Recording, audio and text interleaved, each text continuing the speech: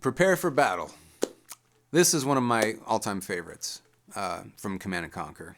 It's one of those songs I was in the zone and I knew what I wanted to do with it. Like, no question. I know for a fact that I started the song with exactly how it starts. I loaded up some different patches, and I found this one that had like this staccato string thing going on. It was just shun, shun, shun, shun, shun, shun, shun. So I started doing that as soon as I loaded up the sound. And this is kind of something that happens for me along the course of composing sometimes where, I will just be inspired by whatever sound I start messing with. And suddenly I'm creating with it.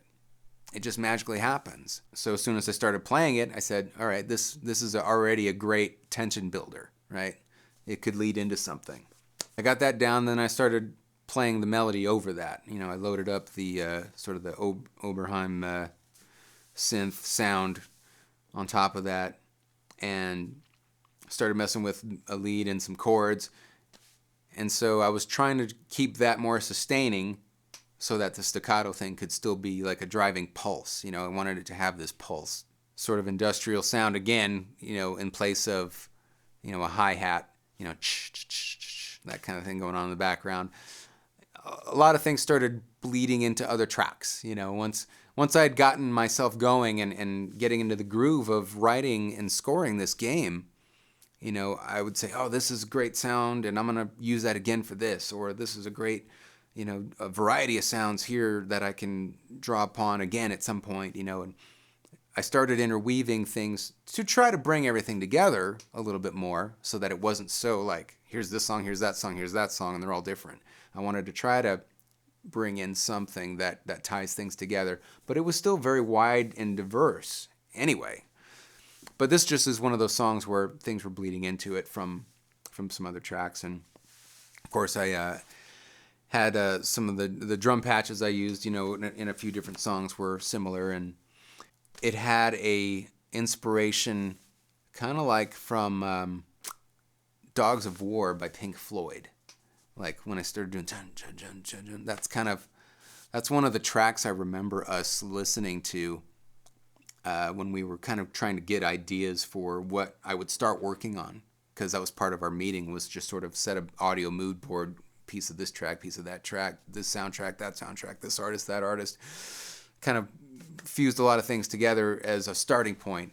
And so that was one of the things that I remember listening to specifically that was sort of an inspiration to kick that feel off for me. But I took it completely somewhere else. I wanted to kind of, do a complete transition on the listener, on the gamer, and for myself even, because I felt this, like, I want to hear this when I'm playing it, to have a build-up. So it starts off with this pulse, it goes into this drum pattern that, is got a triplet feel to it, on the toms, almost kind of tribal, but then, then starts rocking, and even in halftime, it's pretty rocking. Boom, boom, so I like that feel a lot. And I said, what would be really cool is to build this up into straight time instead of triplet time, instead of a swing, just play it straight and then just go right into like some heavy metal riff. Like that would build it to a climax, So as soon as I get to that, and I actually do a literal build up, dun dun dun dun dun dun dun dun dun, crack, and then into it. So that was a blast. I remember just smiling and just like, yeah, I was like really into it when I was creating this piece.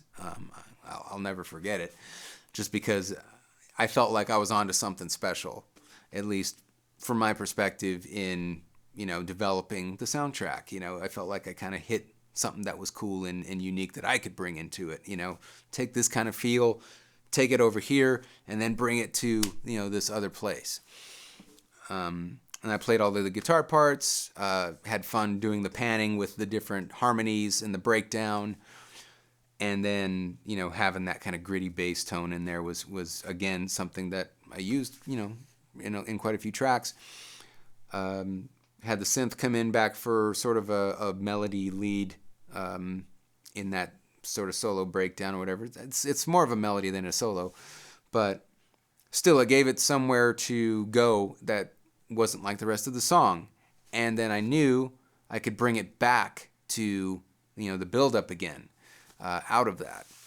So, and then end the song, on those metal riffs.